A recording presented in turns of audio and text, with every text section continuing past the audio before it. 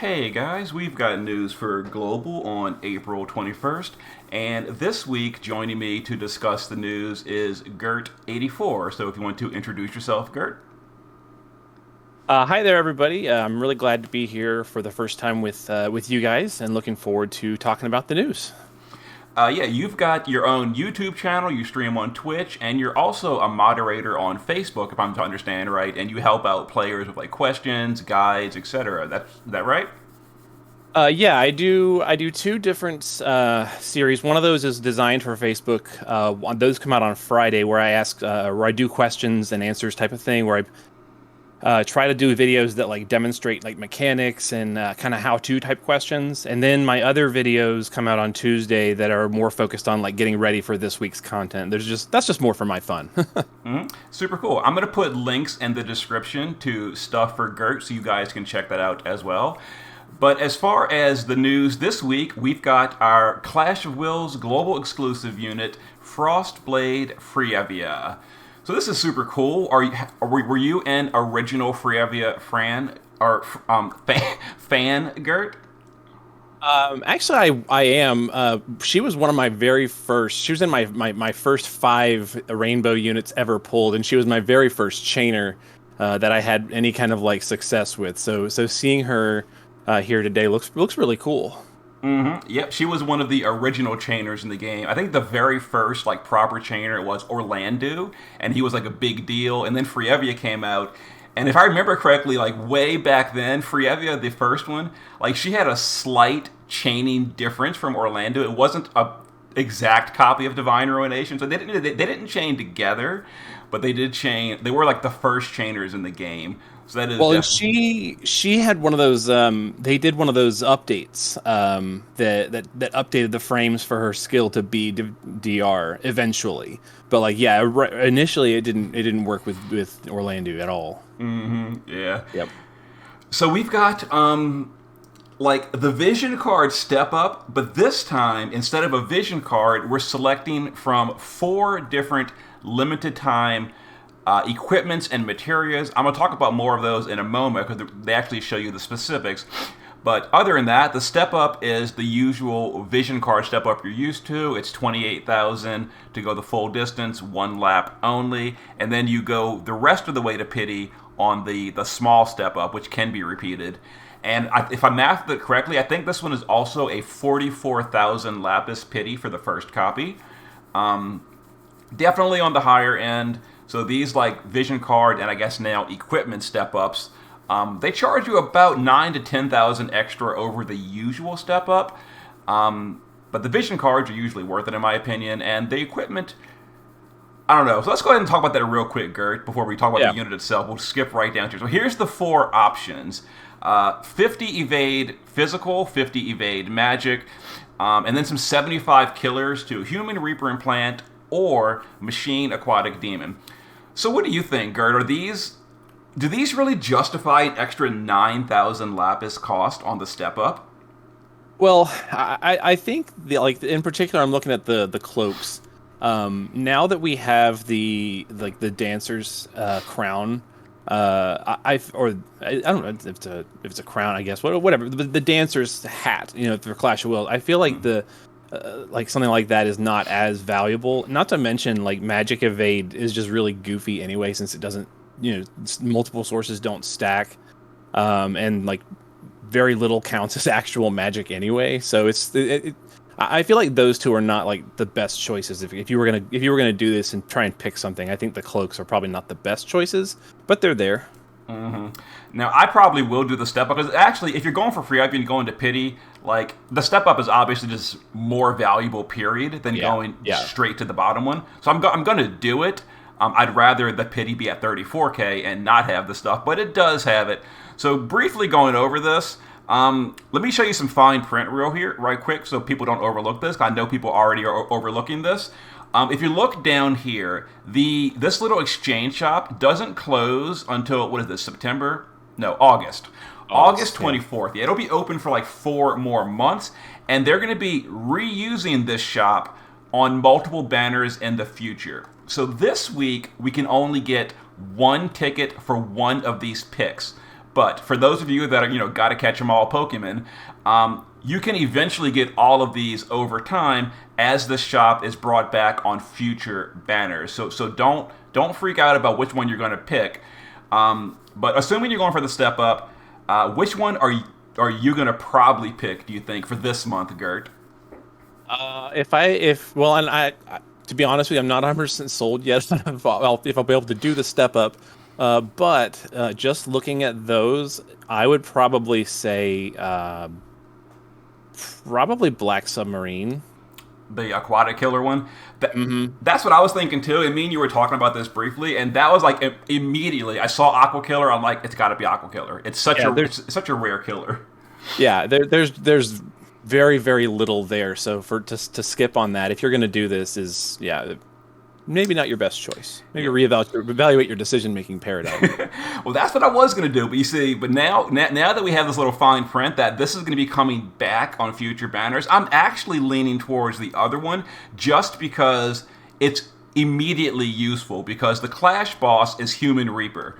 So this is like 150 combined killer for the current Clash boss, whereas there's not really any aquatic boss on the immediate horizon. The next Vision World or Dark Visions from JP, I don't think had any big aqua boss, and then I'm assuming the next Clash banner will have this as well, and then I could grab this next month when I pull for the next Clash boss.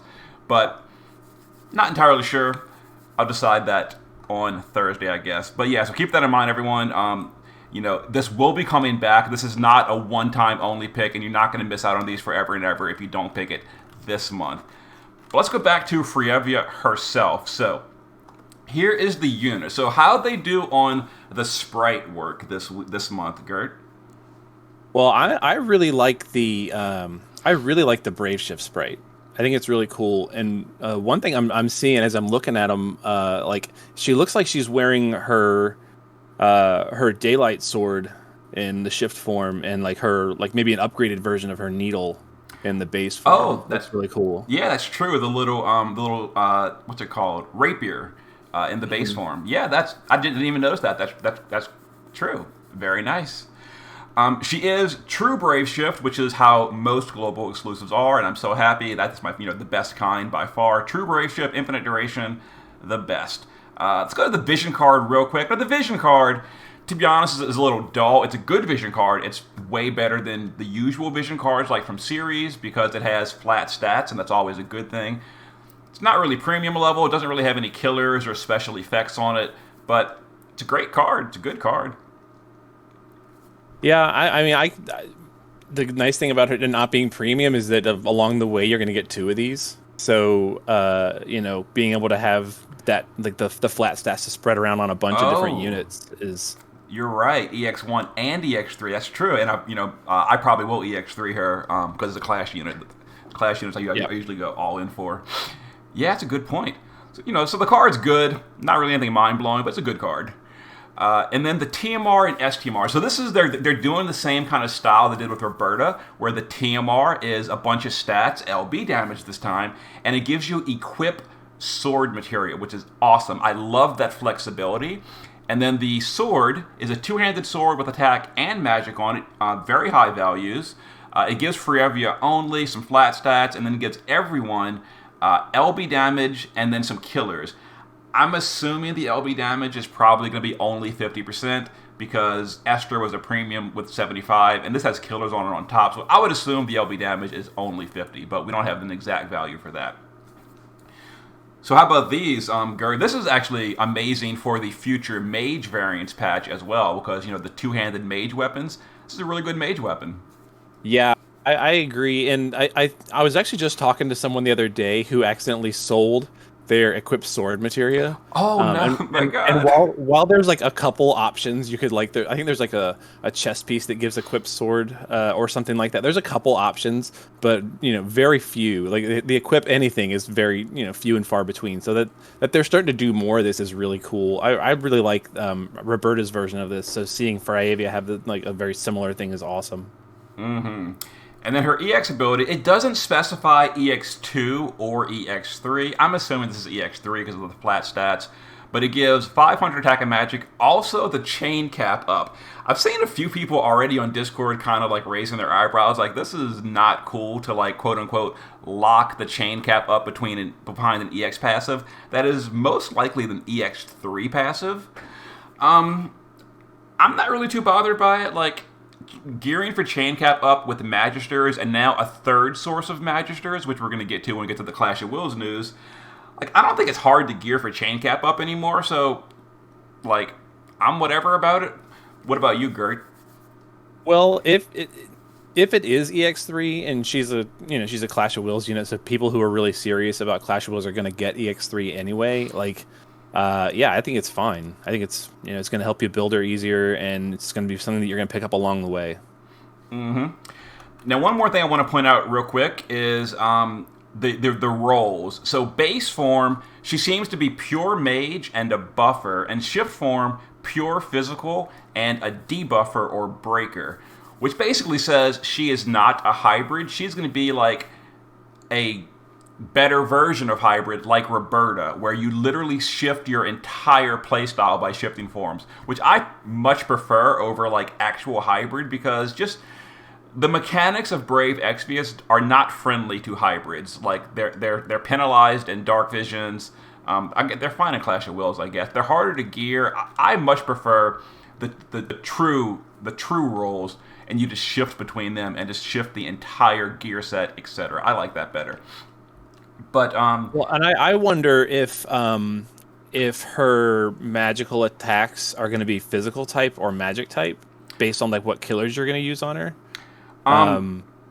Yeah, it should be physical type because she has imbue right here, and this could be. Yeah, good point. This could be just for like the shift form, which is a physical form. But I would bet money it's probably going to be physical type like Roberta, where you can imbue, because she's also 2-element aligned. She's ice and light, as we can see from the preview on the Magnus ability. She also has a full break and a perfect dispel on the Magnus, which is really cool. This would be amazing if it was a 90% break. We could finally get rid of Lara Croft and Louise from every single team ever in like Dark Visions and Clash. I'd love it. It's probably not going to be 90 to all, though. I would assume it's probably 90 not. all might be a little OP. But I could see an 85, 85, 90, 90. That'd be cool. That'd be amazing.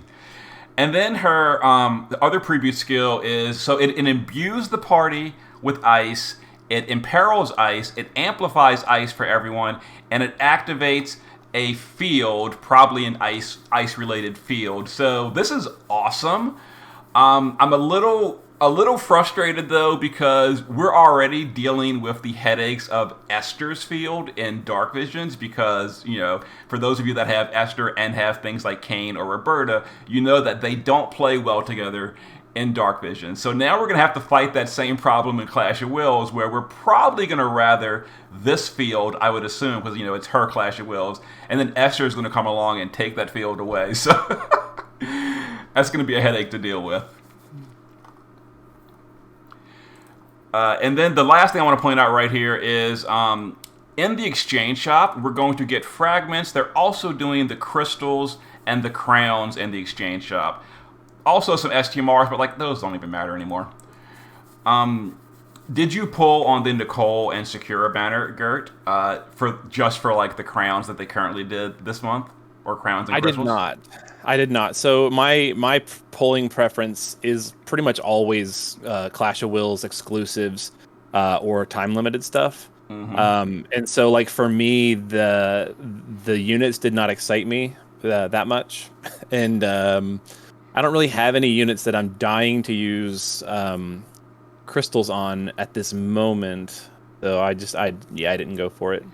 Yeah, same for me. I pretty much completely skipped the current banner, but I am really glad to see it return on a banner that I do intend to pull on. So, like, this is what I like. Like, these are really awesome extra perks on a banner, because usually I'll grab the fragments. That's 5 tokens, and you get 5 tokens left. I'll usually grab like an STMR mogul that I don't really need, but it's like, what else do you buy? Well, now I can dump them on something actually valuable, which I'm happy about. And then this I'm just going to point out real quick. This is like whatever. They're selling a Vision Card bundle, which if you have any premium units, you've probably got like 7 or 8 of these probably sitting in your stash. But you can buy more if you want to. But also they're updating the Vision Card select pool with, by memory, I think this is Tulian, Lena, Rydia, and Kane's Vision Cards. This is like kind of whatever in my opinion, just because like Kane's Vision Card is really only for Kane, and if you have Kane, you have his Vision Card anyway. So like, I don't know, I'm not really excited about this. Like, you don't need a second of Kane or a second of Rydia's Vision Card, but it's there. And Lena's is like, I don't know, kind of disappointing. It's bad. It's just bad. Let's call it what it is. It's terrible. It's terrible. Yeah. Tulian's card is actually this says Tulian's, right? Am I remembering this correctly? A Hero on the Rise? I believe so. Yeah, I would have to double check, but I think it is. And if it is, that one is very solid. Yeah, it gives 30% evasion and 50% passive provoke. Really useful for gearing if you happen to not have the Dancer's Diadem. This is a great alternative to help make a support unit passive provoking. And we're also getting item worlds, like whatever. I just wanted to point out real quick, the free item this month is not terrible. It's a two-handed sword with magic on it. So for those of you that are not going to go for a Fryevia, but you still want like an okay-ish double-handed mage weapon for the future, this is not a bad free version. 150 is a little on the low side for magic, but if you've got a sword-using mage, or if you're someone that didn't sell their equipped sword materia, you can give this to anyone, and it's an okay budget option, and the special enchantment for it is not bad. It's not bad. Yeah, when you put it together with Fool Me Once, that looks like, that looks like they would get you up to 50%, which is a nice starter. This is a good starter item for sure. Mm-hmm. Definitely. And then Clash of Wills, my favorite. We've got the Dream Wrath this month. So we know from the preview, it is only weak to fire, ice, and light element, and it's a human undead for the races. I gotta be a little bit honest here, and this might be a little insensitive. I think the sprite for this one is not really as impressive as some of the last few we've had. I don't know. It just seems a little generic to me, but maybe it looks better at Echelon 5, because at Echelon 5 the sprites like get more flashy, more effects. I don't know. Yeah. Well, and I'm wondering too if it's gonna it's probably bigger, when you get into Clash of Wills than it looks like it is right here. Oh, that's true too. I hope it eats up the whole screen and like covered in purple fire and awesomeness. But we'll see. Definitely. So it uses wind, dark, and non-elemental attacks. I'm kind of glad. Okay, I got to be careful what I say here. I do like when bosses use non-elemental because it makes it a legitimate threat. On the other hand, I never want a repeat of that chromatic wave nightmare from last month. Never want to deal with that again. So on the one hand, I'm happy it's going to be, quote-unquote, potentially a dangerous boss, but I don't want it to be a chromatic nightmare. Did you actually get did you try like a modifier run last month, Gerrtt, with the attack and magic mod turned on?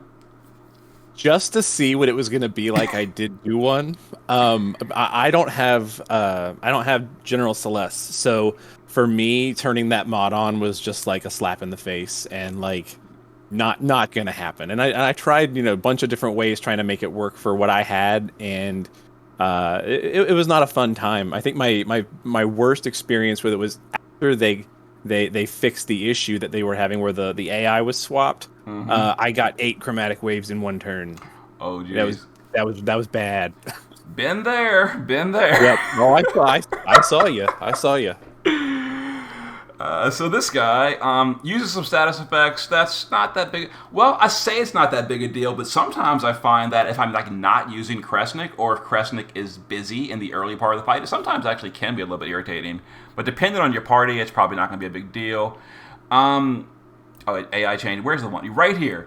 So this is the kind of interesting thing we've got going on here. So it inflicts KO on the party if his health remains too high for too long. which basically means as soon as the fight starts, you're kind of on a clock to get the boss, I assume, into phase 2, or he's going to kill you. So there's no stalling, there's no like extended setup allowed. We don't know the exact amount of turns, but there is, at some point, the boss will say, you have taken too long to enter phase 2, you're dead. For me, like, going for a high score run, I'm sure the boss is tuned around all this working in a specific way, which is fine and all. But I can kind of predict, like, newer players or more casual players that just don't have great DPS options are going to go in here and expect to do their usual, slow 35 turn clear. Like, I'm gonna win, not quickly, but I'm gonna win eventually. And that's just not going to work, potentially. So, are you concerned about that at all, Gerrt, for like, players in your Facebook group and all? Are they going to be curious why they keep dying immediately on turn 4 or something? So my experience is that a lot of people don't read the news. Oh. So they will probably be very surprised by that, and there will probably be a lot of questions about that. So I think it's interesting. I think I love mechanics like that. I love things that make you think and kind of work at like why things are happening and how to avoid it. And as long as it's not terribly complicated, then that's fine. That sounds like a lot of fun. Should be cool. Here's something else interesting. So I think it was last month. Was it last? It was last month, right? Where the boss ambushed with the 99 gravity and then the healing reduction. Yes. So this month, the healing reduction last month was 75%. So it wasn't super dangerous. If you had like Chow, you had Kresnik, you could still heal your party pretty fine. It has now been boosted up to 90% healing reduction. So that is going to be really hard to recover from. You're going to need like a strong healer to top your party back off, assuming it still does the ambush gravity thing, which is not super bad. Like, Kresnik can still easily top your party off through a 90% reduction. The problem becomes, in order to do that, you're like wasting your turn 1. And I love putting up like Arcane Stimulant on turn 1 to get that morale fill rolling. And depending what the boss does, that may not even be an option anymore. I may have to like spend the entirety of turn 1 just recovering health. So I don't know. It'll be interesting. Yeah. Now those HP the reduction. I've not really played around with seen too much effect of it, just because I do have Chow. Does that affect as well abilities that strictly do like full restore? Yes, absolutely. If you summon Lakshmi, which is normally a 100% heal for the party based on your max HP, it will instead restore 10% HP. Yes. Okay. So percent healing and fixed healing are also mitigated. For example, Ling can heal 4,000 fixed healing, exactly 4,000. It'll be 400 with this effect turned on. Okay. So that is pretty brutal. That means that is going to be rough, but we will see. But that may play nicely with you have to keep your HP under 50%. Oh yeah. Oh no. The 50% thing is the boss's HP. I think you're talking about this right here. If it's HP, I was reading that backwards. Yeah, no. So the boss's HP, basically when he's in phase 1, yeah. So you've got to push the boss below half health to turn off his like doom countdown or whatever you want to call it. Yeah, I saw it and thought it meant it's the party. Oh yeah. I read it backwards. Oops. So it's a new season. Season 4 Clash of Wills means new item. We're going to skip straight to the good item. So now it is an accessory, or it looks like a rank, but it's an accessory with 80 to all stats, and it auto-cast the morale fill per turn. I got to be completely honest here. These auto-casts, like, they're really good. Filling morale for free is great. I seriously wish they just wouldn't activate out of Clash of Wills, because as it is, I love putting both my Clash of Wills items on the same unit, and the same unit may have like Warring Spirit, and like Roberta's got her auto-casted LB fill per turn. So like when I put like both the Clash of Wills items on Roberta, she's auto casting 4 things at the start of every turn. It just really drags out things like raids and farming, etc. Now we've got another, which is going to be best in slot, obviously. So best in slot item, you're always going to want to wear it in your best units. That's just bogging you down with auto casting. So yeah, and not to mention Riser. Like Riser is not going to like that. Oh yes, autocasting breaks physical store. Yeah, Riser will not want this ring, but it is a nice ring, and $80 stats is really good. The price I think has been slightly increased from last month, so hopefully you've got some Xenostone saved up, and then the modifiers cost $12.50 each. So once again, we're getting Magisters back. This is the chain cap option. I would assume it's probably the same passive as the existing ones, meaning it won't stack with itself, so you probably cannot stack this Magister with like the Magister's Helm, but it does stack with Savior's STMR for those units like, Original Cloud that don't have the chain cap up. But Magisters, this one is the flat stats, only 200, which is a little bit lower than the rulers from seasons 1 and 2. Still pretty good. And then some killers, like there's 2 killers. And then this one. This one seems to be like the Jade Pendant, where you click it and you get status immunity, but it also makes break immunity on top of that. So, pretty decent. I've said it before in videos, and I'm a really big fan of Magisters. I don't know if I need a third Magister item, but truth be told, I probably will go Magisters, at least in the beginning. What about you, Gerrt? Do you usually recommend people go with Magisters, or are you on the rulers camp? I usually recommend Magisters, and I think for this one in particular, I think Magisters is really good just because it is an accessory and can go on everybody.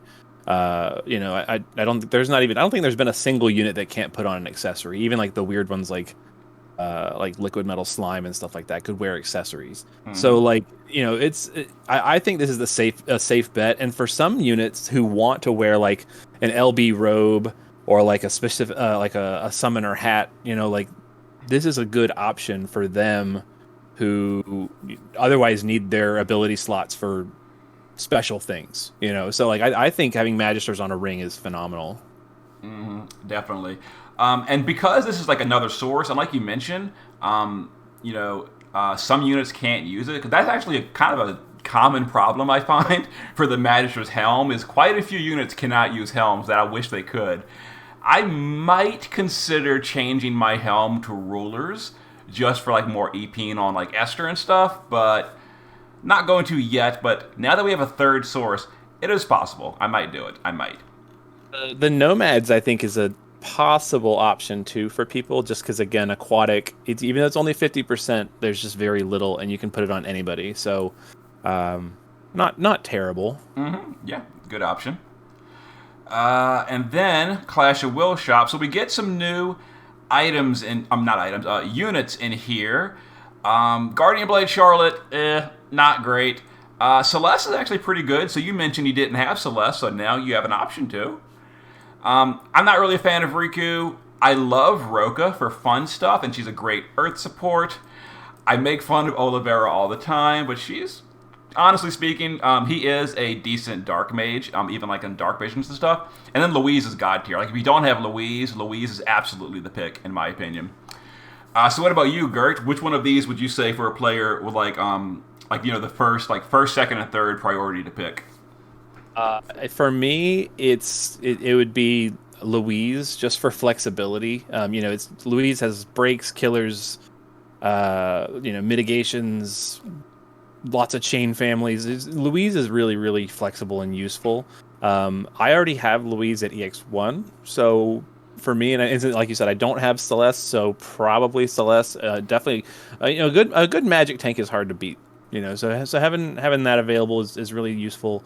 And beyond that, I actually kind of dig Olivera because tag chainers are sometimes really useful and even necessary for some of those like 4-man Chronicle battles. Mm-hmm. So I'm a big fan of those 3. It's kind of amusing because, like, for me, Olivera is kind of like my little mascot, where I kind of pick on him more than he deserves, just to be really honest. But from this list, That's probably going to be my picks, just because I've already got EX3 Louise and Roka. I've got an EX2 Riku. I don't need her EX3. I've got an EX2 Celeste. She's one away from EX3, so she might be my third pick. And then Charlotte. I could care less about Charlotte. So for me, it's going to be Oliveira. I think it's kind of funny because he's actually 2 away from EX3. So that is EX3 Oliveira for me. Now I don't have Roka either, so that could be an option for me, but probably going to be going Celeste. Nice. And then we have 2 more materials. So these are both global exclusive. Prideful Incarnate was on a previous banner. It's now coming back. Excessively high resistance. That's 240 combined resistance on this. That's pretty good, especially because it's 80 to Earth Resist. I've found in the past, Earth Resist, there's not a ton of material, like really high sources. There's like Edward Elric's STMR. What's that girl's name? Ellie's STMR. And that's kind of it. There's no other good 80% sources that I can think of. So there's a lot of like 40 to 45, even some 50, but not a whole lot more than that. Mm-hmm. So this one is really good. I'll definitely be grabbing minimum 1 copy, probably 2 copies. And then this as well, though. This, it's a good materia. I'm not as excited about it because, for one thing, Dragon Killer is all over the place. We've got tons of Dragon Killer. Insect Killer, while it's not super common in materia, we've got things like the Eileen hat. Golem gives 125, etc. So I don't know. I'm a little mixed on this killer materia. So what about you, Gerrtt? Do you think these are worth? Because the thing is, if you don't buy the bundle, the drop bundle, you can pick either 3 Neos or I think 2 Neos and 2 Materia, if I remember correctly. So if you pick both Materia, you'd probably only get 1 Neo pick. I could be messing up the math here, but what do you think? Yeah, we'd have to look. I mean, I think Prideful Incarnate is not as good as the one that was available last month. The one with 4 resistances and defense and spirit. Reclaim Serenity. Yeah, I grabbed both Reclaim Serenity. So I think that's really, really good. I think this is maybe not as must pick, but it's definitely high on the list. And Dragonfly, whatever. Yeah, we very seldom get insect bosses. Mm-hmm. And the one insect trial coming up pretty soon, Gloomwing. Yeah, that is true. Yeah, Gloomwing is of the 5 unreleased trials, I would say Gloomwing is the easiest of the 5. So that one is not one to really stress about. Well, and you really need high killers when you're trying to do something in 4 turns. Mm-hmm. If you can drag it out and take your time, what killer percentage you have is literally just going to save you a little bit of time, and that's it. Mm-hmm. And I think that's pretty much it for this stuff. So now that I'm thinking about it, I hate when this happens. So we have nothing to spend energy on this week. We've got Item World and Clash of Wills. Both of them use the orb system. Nothing to spend energy on. Vision World is closing, so you can't farm that. Dead week as far as energy goes, but exciting week with Clash. I'm very happy that's going to be here. That'll be taking up a lot of my time. Yeah. But that's pretty much it for the news. So anything else you want to say before we close it up, Gerrtt? No, I just really appreciate you having me on. All right, thanks for joining us. Went pretty well, so I will see you guys next time.